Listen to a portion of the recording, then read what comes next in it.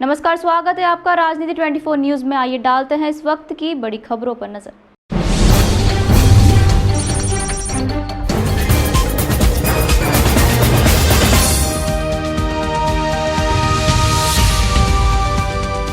वर्ष 2022 में विजयनगर थाना क्षेत्र के अंतर्गत एक चीट फंड संचालित करने वाले पति पत्नी, जिन्होंने विजयनगर थाना क्षेत्र में रहकर लगभग 2 करोड़ का चूना लगाकर फरार हो गए थे।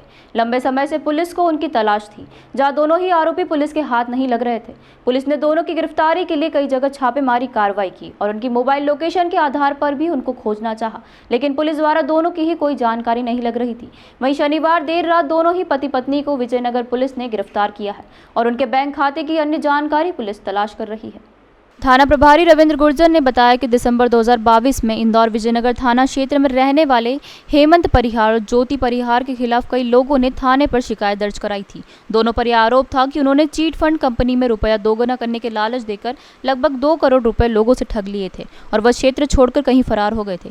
लेकिन पुलिस ने जब उनके घर और ऑफिस पर छापामार कार्रवाई की गई, तब दोनों की ही कहीं फरार हो गए थे। पुलिस द्वारा मोबाइल लोकेशन और कई प्रयास किए गए, लेकिन शनिवार देर रात जब उन्हें सूचना मिली कि दोनों ही पति पत्नी विजयनगर थाना क्षेत्र में किसी परिचित से घर मिलने आए, तो पुलिस ने कार्रवाई करते हुए दोनों को गिरफ्तार किया है। दोनों के खिलाफ 420 सहित व अन्य कई मामले दर्ज हैं।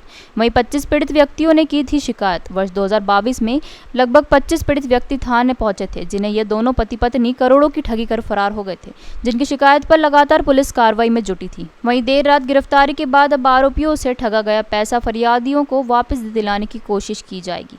वहीं उनके बैंक खाते व अन्य जानकारी भी पुलिस अब जुटा रही है। बहुत पहले से कायमी करी हमने, 3 महीने से फरार चल रहे हैं विजयनगर थाने में, और भी जगह के थाने पे इनके केस ऐसे ही है ठगी के। शेयर बाजार आप बताओ किस तरह की ठगी हुई आपके साथ? शेयर बाजार के चक्कर में, बिजनेस चक्कर में ठगी करी। 3 महीने से फरार है। आज बड़ी मुश्किल से जब्ती हुए विजयनगर थाने में। किस तरह आप संपर्क में आए, आपको किस तरह बहलाया फुसलाया, किस तरह आपने पैसे दिए बताएं। विभिन्न लोगों के माध्यम से पैसे लिए गए हैं और किसी को भी पैसे वापस नहीं किए गए हैं। वो लोगों को एक मुनाफा देने के लिए आश्वासन दिया गया था और उसके बिहाफ पे चेक और चिट्ठियों का उन्होंने गारंटी के रूप में वो दिया था, सिक्योरिटी के रूप में।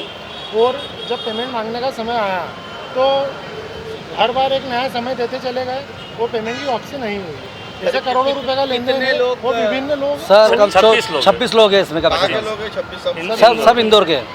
और कितने रुपए की करीब ठगी है? दिसंबर 2022 में हमारे द्वारा एक प्रकरण पंजीबद्ध किया गया था, जिसमें 420 और 406 के तहत अपराध पंजीबद्ध हुआ था, जिसमें लगभग 25 पीड़ित एक साथ आकर उन्होंने एक आवेदन प्रस्तुत किया था, जिसमें उनके द्वारा आरोपी हेमंत परिहार और ज्योति परिहार, जो लसुड़िया क्षेत्र के रहने वाले हैं, ये लोग धोखाधड़ी उनके साथ किए थे।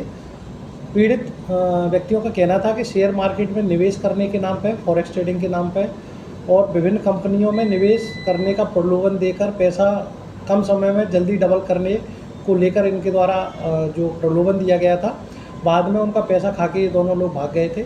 ये लोग ऑफिस या घर भी गए, तब भी उनको कोई संतुष्टिपूर्वक जवाब न मिलने पर इन्हें प्रकरण पंजीबद्ध कराया था। हमें कल सूचना मिली थी कि ये लोग घर पे हैं, उसी के तहत मेरे द्वारा टीम भेजी गई थी।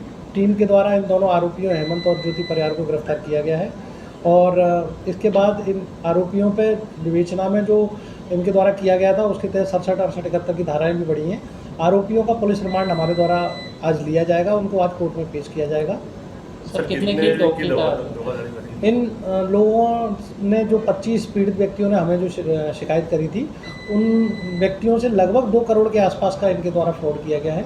इसके अलावा अन्य पीड़ित भी हो सकते हैं जो हमारे यहाँ आवेदन या कुछ करेंगे, तो उस संबंध में भी हम लोग पता करेंगे कि टोटल अमाउंट कितना है। इन दोनों आरोपियों पे अन्य थानों में भी काफ़ी शिकायतें हैं, इसके तहत इन पे जांच या विवेचना जारी है। सर किस तरीके से लोगों को जाल में फंसाते थे? इनका यही कहना था कि शेयर मार्केट में आप लोग पैसे डालो तो ये जस्ट डबल करके दे देंगे, और वो उसके जरिए, वो ज़रूरी नहीं है कि आप डायरेक्ट डालो या डायरेक्ट ट्रेडिंग करो। वो पैसा अपने अकाउंट में लेते थे या नकद लेते थे, तो बाद में फिर उनको पैसा नहीं लौटाते, ना कोई शेयर में उनका मार्केटिंग में पैसा लगाते थे। इस प्रकार की धोखाधड़ी थी। सर क्या प्रोफाइल है?